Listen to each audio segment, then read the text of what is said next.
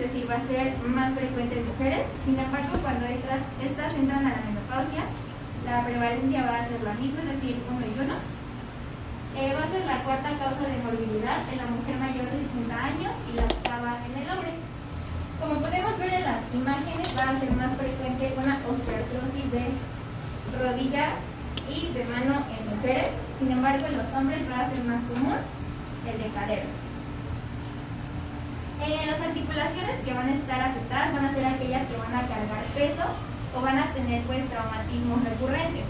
Igual ya las tenemos aquí, que es comúnmente la rodilla, la mano, la cadera y la columna cervical o lumbar.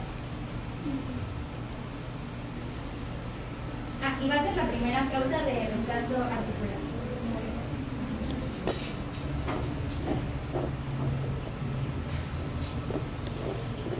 Ahora, continuando con los factores de riesgo, existen diferentes factores, tanto mecánicos, biomecánicos y celulares, para llegar a esta patología.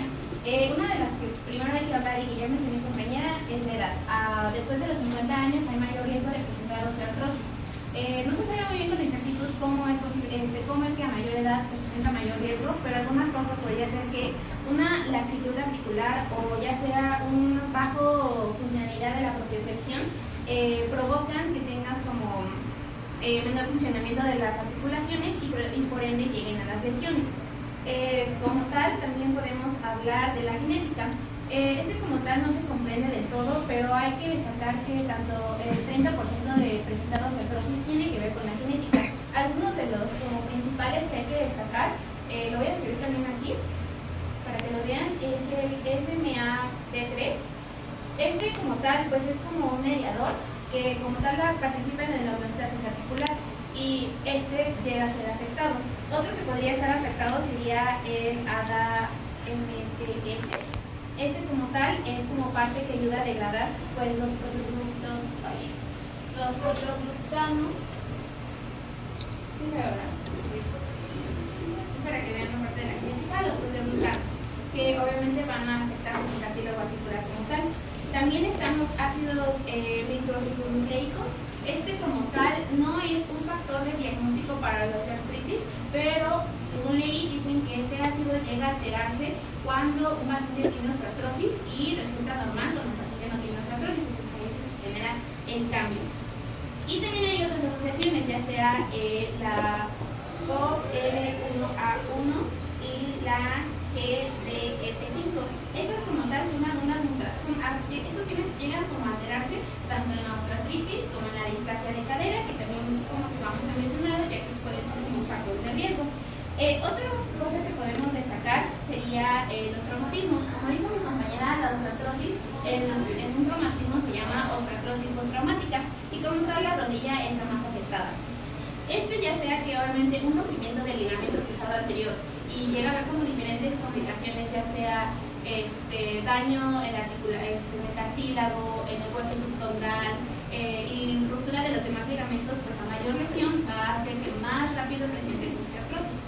No importa la edad que tengas, ya que luego a veces está ahí como un aumento del 13% en el que las personas que llegan a presentar una lesión, ya sea que tengas 20 años o 21, puedes llegar a tener osteoartrosis.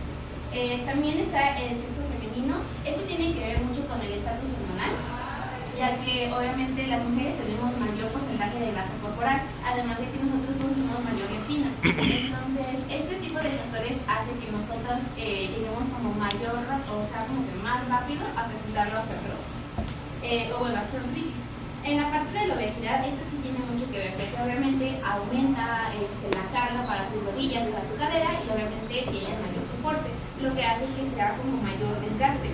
Y obviamente también contribuye mucho el tejido adiposo. El tejido adiposo como tal, no sé si se acuerdan que contribuyen las células inflamatorias, las citocinas y las adipocinas. Y las partes de las adipocinas, como tal, pues participan en el metabolismo del hueso y del cartílago. Entonces, obviamente, al tener mayor producción de tejido adiposo, pues obviamente llega a afectar el metabolismo tanto óseo y del cartílago. Además de que la mayor producción de leptina también se puede llegar a producir en la parte de las articulaciones, en el cartílago, por este tipo pues obviamente de obesidad. Entonces es otro factor de riesgo. Dentro de los factores anatómicos es importante también destacar que en la obesidad A veces obviamente cambia la postura, la marcha y cambia como la estructura anatómica. A veces pueden estar que los pacientes estén en forma de valgo o de varo las rodillas, y esto obviamente hace que el desgaste interno o externo de la rodilla sea más frecuente, y esto pues provoca mayor riesgo de osteoartritis. Entonces, dentro de los factores anatómicos tenemos tanto el varo y el valgo, y tenemos también los factores secundarios, ya que tiene que ver mucho con la enfermedad de Charcot, la displasia de cadera o algo degenerativo. Son algunos factores como de riesgo para presentar osteoartritis. Ahora, la nutrición, esta es parte importante, ya que un aumento de ácidos grasos, ya sea omega 3, por ejemplo, podrían ser los aceites pues, de maíz, de girasol, todos estos tipos de aceite van a hacer que tengas un factor de riesgo para la osteoartritis, además de un aumento de colesterol y de una disminución de vitamina K. Todos estos contribuyen a que pues, tengas como factor de riesgo. Y otro sería la ocupación. La ocupación como tal, el uso constante de tus rodillas, ya sea cargar cosas pesadas, ya sea en el gimnasio, no sé si han visto las máquinas en donde hacen que te tiemble todo el cuerpo, eso es un desgaste. Además de que estar levantando, subir escaleras, gatear, agacharse, todo eso constantemente, dependiendo del trabajo que tengas, pues condicionan a Y en la parte deportiva, pues leí que también serían los corredores y los ciclistas. O también podría estar referido a, pues como digo, los levantamientos de pesas, ya que obviamente ellos tienden a presentar ya la osteoporosis ya un poco más adelantados, no como la edad que estamos diciendo que es mayor a los 50 años. ¿Tienen alguna duda hasta aquí? Sí, ok. Y bueno, ahora para hablar de la fisiopatología de la osteoartritis, tenemos que recordar que esta es una degeneración progresiva del cartílago articular. Sin embargo, no únicamente el cartílago va a estar afectado, también va a estar afectando las estructuras subyacentes, como por ejemplo en este caso el hueso cortical, el hueso subcondral, el cartílago calcificado que estaría en esta parte de aquí, el cartílago articular, como tal también el intercambio de los fluidos del líquido sinovial, la membrana sinovial con una inflamación, por subsecuente también los ligamentos y los músculos, e incluso nos puede llegar a afectar la parte del tejido adiposo. Algo muy importante que hay que recordar es que nuestras articulaciones en cuanto al cartílago son hipocelulares y avasculares, es decir, no tienen muchas células que estén proliferándose todo el tiempo y no hay vasculatura, justamente porque tenemos ahí unos condroblastos y los condroblastos están inactivos. En el caso de que nosotros lleguemos a vascularizar estos condroblastos, que los pueden ver en estas partes de aquí, una vez que llega el estímulo de la vascularización, empiezan a proliferar y esto va a ser muy importante en la parte patológica. Ahora, si lo vemos de un lado normal y un lado afectado, vamos a tener que esta es una alteración dinámica entre la reparación y la destrucción. Vamos a tener una destrucción del cartílago. Como mecanismo de compensación, vamos a querer hacer una reparación, pero esta reparación puede estar en contra de la destrucción, porque puede que tengamos o mucha destrucción o la destrucción se esté dando mucho más rápida que la reparación. Entonces, nuestra reparación o va a ser incompleta o va a ser de forma inadecuada. De esta forma, vamos a tener que los condroblastos que van a estar en esta parte de aquí, en una articulación normal, debería estabilizar. Pero cuando ya tenemos una alteración, llámese una lesión, una degeneración a partir de cierta edad, la parte lisa va a comenzar a hacerse rugosa. Cuando la parte rugosa comienza a afectarse, se van a hacer cavitaciones. Pueden haber cavitaciones muy pequeñas y cavitaciones un poco más grandes. En el caso de las cavitaciones, el problema aquí es que nos va a llegar hasta la parte del cartílago ossificado. Y si llega al cartílago, también nos puede llegar al hueso. En el hueso nosotros tenemos la vascularización, que si lo recordamos, el cartílago no está vascularizado. Entonces, la vascularización del hueso, si lo ven aquí, estas pequeñas vasitos van a llegar al cartílago, van a activar a los condroblastos y van a comenzar a generar una proliferación de los condroblastos. Por lo tanto, se va a volver aún más irregular, aparte de lo que ya había de la lesión. Se va a estrechar las articulaciones, va a haber un estrechamiento, y cuando hay este estrechamiento, indirectamente las cavernas nos van a mandar una señal proinflamatoria. La señal proinflamatoria va a abarcar desde las cavernas hasta el líquido sinovial y del líquido sinovial hasta la membrana sinovial. En la membrana sinovial van a ser receptadas por más inflamación, los macrófagos van a generar más interleucinas, que por lo tanto nos van a mandar ya no únicamente la sintomatología dentro de la propia articulación, sino que a los tejidos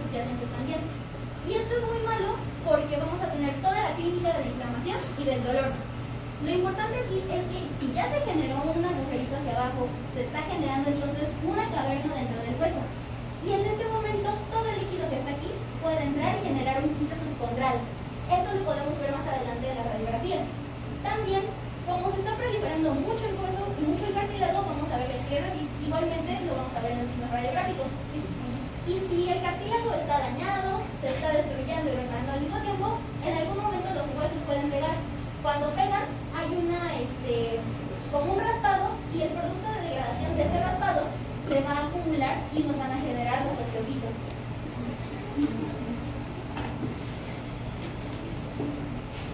Bueno, vamos a ver las manifestaciones clínicas de manera general y posteriormente vamos a ver las manifestaciones más específicas en la mano, rodilla y en la cadera. Como principales signos vamos a tener el dolor, la restricción motora y la debilidad muscular. En el caso del dolor, este va a aumentar en los pacientes que comúnmente pues se están moviendo y va a disminuir cuando estos están en reposo. Vamos a tener en el dolor 3 etapas, etapa 1, etapa 2 y etapa 3. En la etapa 1, que es acá, va a haber un dolor agudo y predecible que puede cesar en algún momento. En la etapa 2, este dolor va a empezar a afectar las actividades cotidianas del paciente. Y en la etapa 3, este dolor va a ser constante, sordo y va a ser adolorido. Este puede llevar al paciente a algunas limitaciones severas en su estilo de vida. Ahora, otras manifestaciones generales, va a haber rigidez que va a tener una duración corta, menor a 30 minutos. Esta rigidez va a ser comúnmente en la mañana o se va a relacionar con el paciente pues no está realizando alguna actividad. Va a haber limitación del movimiento y pérdida de la masa muscular. La amplitud del movimiento va a estar disminuida y va a haber un engrosamiento capsular. La deformidad articular. Esto va a ser un indicio de que el daño va a estar muy avanzado. Lo podemos ver en el caso de la osteoartrosis de las manos. Va a haber una cuadratura y alguna subluxación de la base del pulgar. Esto lo vamos a ver en la articulación carpometacarpiana. Más adelante lo vamos a ver en osteoartrosis de la mano. Puede haber tumefacción, va a haber un sobrecrecimiento óseo y puede haber líquido o hipertrofia sinovial. Y inestabilidad, las personas pues con alguna osteoartrosis tienden a caer o tropezar debido a que sienten una inestabilidad en sus articulaciones. Bien, esto no sé si se acuerdan en la clase pasada que vimos que existen diferentes definiciones y términos para abarcar monoarticular, se abarca solo una, oligoarticular entre 2 y 5, la doctora había mencionado 4 y poliarticular cuando es mayor a 5. Y pues bueno, es importante destacar que no sé si lo puedan ver aquí, pero es importante aquí hablar que la osteoartritis va a ser algo simétrico y va a abarcar lo que es importante el esqueleto axial. Por ende, el más destacado sería la parte de la columna, tanto lumbar como cervical, además de las rodillas y los tobillos. Normalmente siempre se van a enfocar en las articulaciones que tengan mayor carga, o sea, que que reciben toda la mayor carga. ¿Cuáles serían? Pues la cadera, la rodilla, los tobillos, la columna. Entonces, todos estos son los que se van a enfocar y tienen que ahorita estar destacados. Y ahorita les voy a poner una diferencia sobre cómo lo pueden diferenciar entre una artritis reumatoide. Aquí, como pueden ver, pues destaca como tal la cadera, la rodilla, y como tal, si nos enfocamos en la parte de la mano, nos vamos a destacar sobre todo en las interfalángicas proximales y distales, además de que la primera articulación carpometacarpiana, que pues es algo característico, ya que se llama pues lisartrosis, y es como la articulación está conectada con el trapecio, y pues obviamente este es donde el metacarpiano se une con el trapecio. Es una de las características como más destacadas para poder diagnosticarla de la artritis reumatoide. Entonces es importante la parte de las interfalángicas proximales y distales, ya que ¿cómo va a ser la exploración? Para la parte de la exploración es importante pues ver al paciente. Siempre también había leído que una disminución del músculo del cuádriceps obviamente produce a que todo sea entre tus rodillas, por lo cual hay mayor desgaste. Entonces, siempre que ustedes vean a su paciente llegar, van a ver que puede llegar a que presente pérdida de la masa muscular y pues puede tener alguna deformidad, que es lo que les dije que era el valgo y el valgo. En la parte de la palpación, pues obviamente van a sentir que está como caliente, van a sentir como una consistencia ósea. No sé si en orto ustedes practicaron la exploración en cuanto a la rodilla.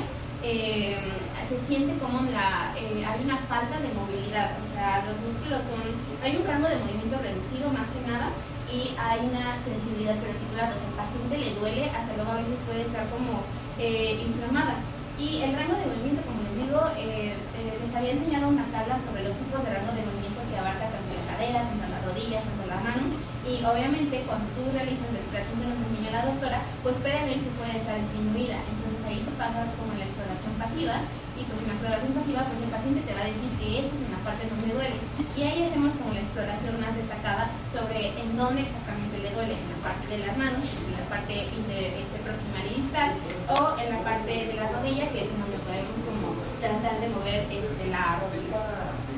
Y bueno, ahora este es un ejemplo para que lo tengan detallado. Ahorita es una imagen. Esto es como la fisiopatología que explicó mi compañera, es nada más como un complemento para que les quede claro. Y como tal, vamos a seguir abarcando lo que sería los estudios de imagen. Bueno, en esto yo les puse una imagen bastante característica que pueden ver en una radiografía. ¿Qué es lo importante que vamos a ver en una radiografía? Van a ser estos instrumentos, que va a ser un estrechamiento del espacio articular, ya que obviamente, como decíamos, hay una carga progresiva de peso, lo cual hace que pues, se desgaste el cartílago y obviamente en las articulaciones haya poco espacio. Entonces, al haber poco espacio, ¿qué es lo que va a tratar de hacer nuestro cuerpo? Pues lo que va a tratar de hacer es tratar de formar hueso nuevo. Entonces, eso es lo que mi compañera había hablado, que se llama esclerosis. Entonces, ¿qué nos dice esclerosis? Esclerosis nos habla de un desgaste importante. Entonces va a generar una línea blanquecina, no sé si lo pueden ver ahí, es una línea blanquecina derivada justamente porque el hueso se está desgastando. Entonces, en una radiografía lo vamos a ver pues radiopaco. Ahora, en la parte de los osteofitos es la presencia de huesos donde no debería haber. ¿Y dónde podemos encontrarlo? Lo podemos ver ahorita en el punto 3. Estos como tal es el doctor de ortopedia me había explicado de que cuando dos rocas se juntan y cuando le estás agite y agite y agite, obviamente esos residuos de roca pues se caen. Aquí no, se quedan. Entonces obviamente eso es lo que se llama como tal. Ahora, los cambios físicos subcondrales, que como explicó mi compañera también se llaman geodas, como tal es obviamente que debido al desgaste, obviamente es lo que crea que el líquido sinovial penetre y se crean este tipo de radiopacidad que lo pueden ver en el número 4. Se ven como unas manchitas grises. No, se llaman radiolúcidas, perdón, están radiolúcidas y recuerden que la esclerosis pues es radiopaca. Entonces, obviamente a una secreción de líquido pues no genera estos quistes. Y también está la ausencia de la osteopenia periarticular. Obviamente, a medida de que la posición en la que mayor desgaste, ya sea la posición, ya sea todos los factores de riesgo, pues ya sea que predomine tanto en un lado, predomine en un lado o predomine en ambas partes. Normalmente siempre es de forma general, pero pues obviamente siempre tenemos que ver la característica del paciente. Y bueno, vamos a comenzar con la osteoartrosis o osteoartritis de la mano. Para la parte de la osteoartrosis de la mano, pues obviamente va a haber una afección distal principalmente. Va a afectar principalmente las proximales y las distales. Las distales, ¿cómo las vamos a llamar? Se van a llamar nódulos de Heberberg. Y cuando afectan las interfalángicas proximales, se van a llamar nódulos de Bouchard. Entonces, en esta imagen, voy a hacer un poco de zoom. Aquí podemos ver como tal, en una parte como radiolúcida, podemos ver los osteofitos, que es lo que les estaba comentando, que es como hueso que no debería haber. Aquí es donde debería estar el quiste. No sé si se ve todavía, pero ahí hay como un tipo de radiolúcido. Esa manchita, ese sería como tal el quiste. Y la flechita número 2, flechita verde, aquí te pueden ver como en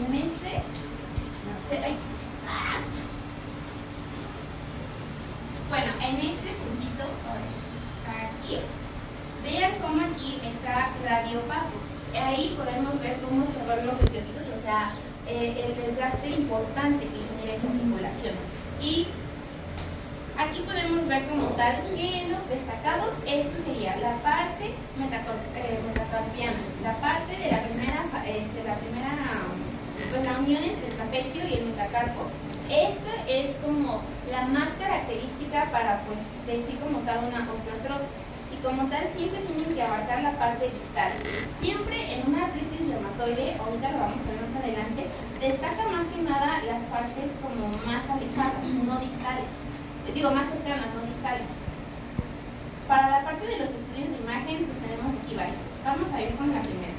La primera es pues una de las articulaciones interfalángicas distales.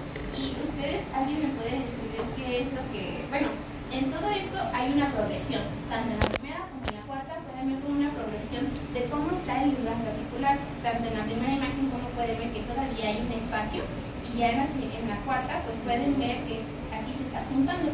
No sé si alguien puede ver o me quiera explicar cómo aquí pueden ver, no sé, ustedes aquí qué notan, o sea, en la parte de aquí,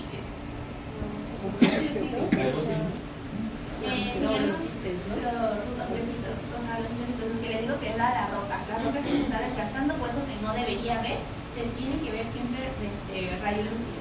Y la esclerosis como tal siempre se va a ver radio opaca, que es la parte pues blanquita, más que nada. Ahora, aquí hay otra imagen que esta es en la parte de las interfalángicas proximales. Igual es una proyección tanto de la primera, que no tiene, pues tiene buen estrechamiento, no tiene espacio, pero después va haciendo que ya haya un estrechamiento como tal, hasta las articulaciones se están juntando. Entonces, aquí lo que podemos ver aquí serían osteopitos que no deberían estar y como tal una esclerosis. Como tal, se presentarán todas las manifestaciones clínicas que ya mencionó mi compañera. Ahora, para la parte carpo metacarpiana, pues aquí podemos ver claramente en la cuarta imagen cómo se ven los osteopitos. Claramente se destaca por fuera del paciente, de la articulación como tal. Y aquí pueden ver cómo la progresión va como en zigzag. Va desde uno en donde todavía se puede ver espacio, y en esta, pero en esta como tal ya están totalmente juntos. Ahora, el diagnóstico como tal siempre va a haber dolor y rigidez. La rigidez, como les mencionó mi compañera, debe durar mínimo 30 minutos. Y el dolor siempre va a ser constante. Siempre van a ser tanto simétricos como bilaterales. Tanto si lo presentas en una mano, también lo vas a presentar en la otra mano. Puede que digas, ay, es que en este no me duele. A veces, la mayoría de los pacientes, de hecho, hay un porcentaje, a veces algunos pacientes son asintomáticos. La mayoría sí son sintomáticos, pero pues llega a pasar que son que el paciente no lo siente. Y estas serían las... ¿Cómo van en orden en cuanto a la frecuencia en la que un paciente presenta ya a nosotros con osteoartrosis? Uno, siempre va a haber risartrosis, es la primera que siempre van a ver. Después serían las distales, que serían los nódulos. ¿Cuál es les había hecho? De la parte de los distales. Y la parte de proximales. Bouchard. Y como tal, ya la segunda y la tercera articulación metacarpofalángica ya sí es frecuente, pero no tanto como las primeras tres. Y los clínicos, es importante destacar los clínicos. Siempre tiene que haber pues, una prominencia de tejido duro. Les había mencionado que a la exploración siempre les van a palpar como un tumor o como una sensibilidad, pues con una limitación en el rango del movimiento, lo van a sentir cálido y pues obviamente pueden ver incluso la inspección como hay una deformidad tanto en una o en más de dos articulaciones que las seleccionamos. Y el diagnóstico diferencial, aquí es una imagen que la verdad me gustó mucho, está en blanco y negro, pero bueno, está la osteoartritis. Aquí pueden ver cómo está destacando la parte distal, tanto interfalángicas distales y tanto interfalángicas proximales. También abarca tanto la parte metacarpofalángica. Y aquí está como tal la risartrosis. Siempre va a ser destacada y la pueden encontrar pues en ambas partes, tanto en esta, tanto en esta. Y vean cómo aquí está respetando lo que les había mencionado, el esqueleto axial, y tanto también abarca las articulaciones y llegan a abarcar mayor peso, que sea obviamente la parte de articulación coxofemoral, la de la rodilla, y también en la parte del pie llega a destacar mucho la primera articulación. No es tan frecuente, pero siempre se destaca que sea en el primero. A comparación de la artritis. La artritis, aquí pueden verla como ya está abarcando pues ya la parte de toda la muñeca, y vean como aquí no está abarcando la parte de las interfalángicas distales, está abarcando ya la parte de las metacarpianas, o sea, de una forma como más, no con un patrón. Vean como aquí no está abarcando como tal tanto la columna, y sí abarca la parte de coxofemoral, la rodilla, pero también aquí está abarcando hombro. Entonces, esta es una imagen que de verdad les puede ayudar mucho para la parte de la artritis reumatoide. También tenía como una tabla de que siempre en una artritis reumatoide, pues obviamente no va a haber como tal erosiones periarticulares. En la artritis reumatoide, en la osteoartritis sí va a haber el desgaste de hueso subcondral que les había mencionado en la osteoartritis. En la artritis reumatoide no va a estar, y también no va a haber osteotitos, eso también es claro. La artritis reumatoide no tendrá osteoartritis, sí tendrá osteotitos. ¿Alguna duda? ¿No? Ya pasamos con la otra.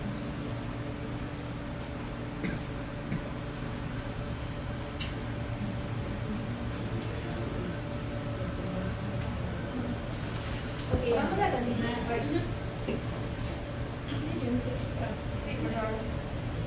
con artrosis. Esto básicamente va a ser osteoartritis o osteoartrosis en la rodilla. ¿Cómo lo vamos a diagnosticar? Básicamente el paciente va a decir que tiene dolor.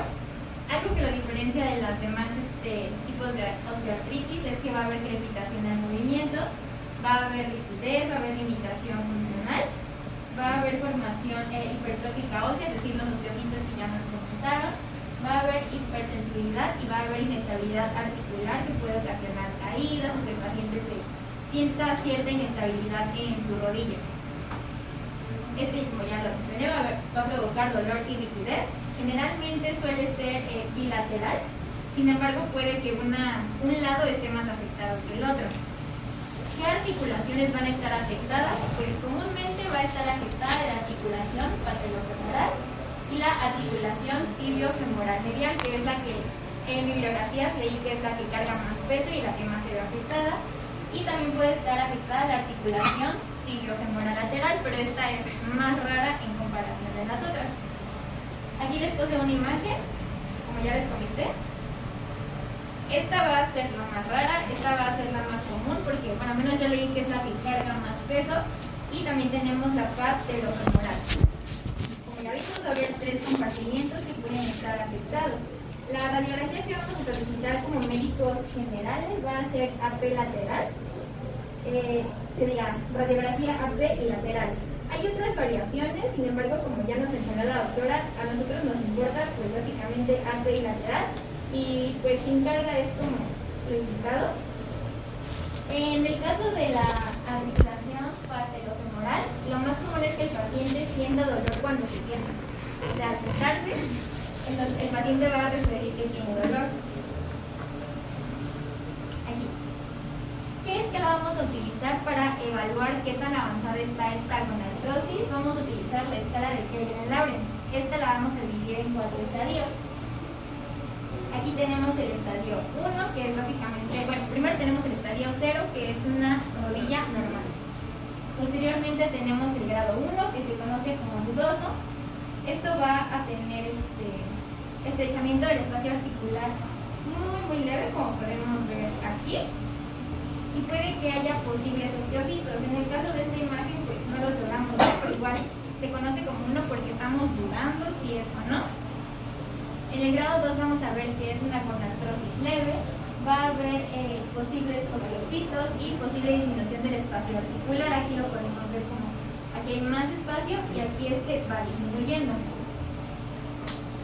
En el grado 3 ya el espacio articular está disminuido, hay osteofitos muy bien marcados, como podemos ver en esta parte que estoy señalando. Y va a haber leve esclerosis, que es esta radiopacidad que nos comentó. Y puede haber deformidad de las superficies articulares.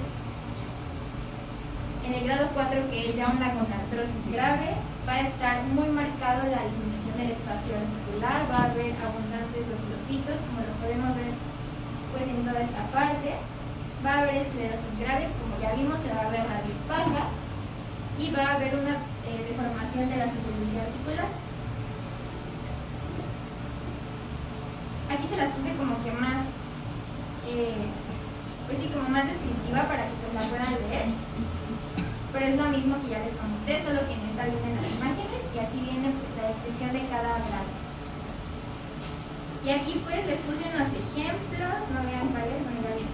¿Me pueden describir pues qué ven aquí o qué grado consideran que es lo que están viendo? Hay un estrechamiento del espacio articular. Ajá. Va a haber presencia de los trofitos. Y hay una esclerosis. ¿En qué grado lo pondrían ustedes? 4.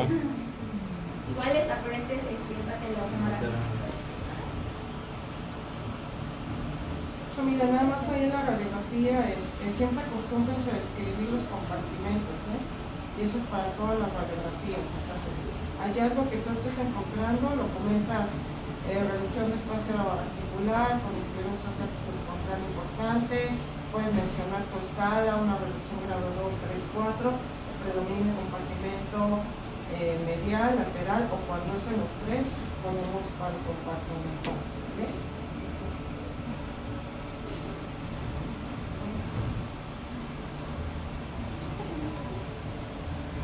Ya por último les voy a hablar de qué es la coxoartrosis. Síganme por favor. En cuanto a la clínica de la coxoartrosis, tenemos que la principal sintomatología por la cual van a llegar los pacientes a consulta va a ser un dolor en el pliegue inguinal. Este dolor puede ser tanto en la cara externa como en la cara interna del muslo, también se puede irradiar al glúteo o incluso puede ser únicamente un dolor de rodilla. Aquí algo importante que hay que mencionar como un diagnóstico diferencial con la gonartrosis es que en la coxoartrosis podemos tener un dolor de rodilla, pero únicamente el dolor. La afectación puede ser a nivel de la cadera, pero el dolor puede ser únicamente en la rodilla. En este caso tendríamos que mandar a hacer estudios e interrogar bien al paciente cómo está su funcionalidad. El dolor va a ser de tipo mecánico, es decir, va a estar agravado mientras nosotros utilicemos, ahora sí que más la pierna. Mientras más actividad física hagamos con ella, o más peso estemos cargando durante todo el día. Se va a confundir a veces con un dolor de tipo muscular y lo que les va a dar alivio a los pacientes va a ser la posición de cúbito. También hay una importante relación entre la clínica y la radiografía, porque tenemos hallazgos radiográficos y tenemos hallazgos clínicos. Sin embargo, no siempre están relacionados los radiográficos con los clínicos, porque podemos tener un hallazgo radiográfico donde ya le vemos una afectación grande y pueden no tener la clínica de esa afectación, es decir, pueden no tener tanto dolor como un paciente que no tiene alguna afectación radiográfica y por lo tanto sí está teniendo un dolor muy grave. Entonces aquí no podemos estadificar que, por ejemplo, en un Kelvin-Larry grado 4, nuestro paciente digamos que tiene un deterioro muy grave de la funcionalidad o un dolor muy grande. No está relacionado uno con el otro. Fíjate, por favor. Respecto a la exploración, la doctora ya nos dio un video de cómo realizarla adecuadamente y aquí yo solo les voy a mencionar qué hallazgos podemos encontrar. En los estadios principales, la principal afectación va a ser dolor al realizar una flexión cruzada, es decir, una flexión junto con una aducción. Y ya en los estadios un poquito más avanzados y conforme va viendo una progresión, vamos a ver que tenemos una reducción de las amplitudes tanto de la abducción como de la rotación. Y bueno, les doy un pequeño video en el cual nada más se ve cómo son esos movimientos y cuáles son los hallazgos que están ahí.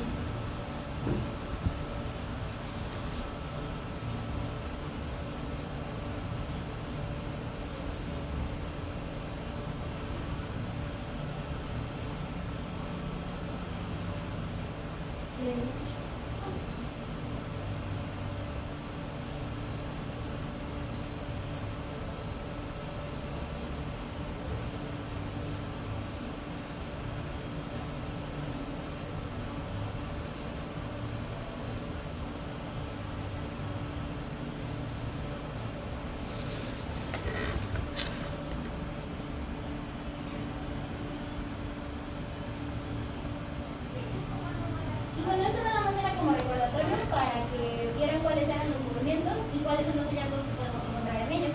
Siguiente, por favor. Ahora, en el diagnóstico clínico, en cuanto a la anamnesis, nos podemos ayudar con el índice algo funcional de Lequesne. Estamos hablando de dolor. Aquí tenemos que preguntarle al paciente cómo se ve a sí mismo funcionalmente y en cuanto a las escalas de dolor que puede manejar con la afectación que tiene en la cadera. Vamos a evaluar 3 ítems. El primero va a ser el dolor o la molestia, principalmente en cómo se encuentra en la noche este dolor, qué tanto dolor puede llegar a sentir en la mañana al despertar, tanto en bipedestación como en sedestación, y al caminar un poco. Siguiente, por favor. Después vamos a evaluar ya activamente la marcha. Para este ítem nosotros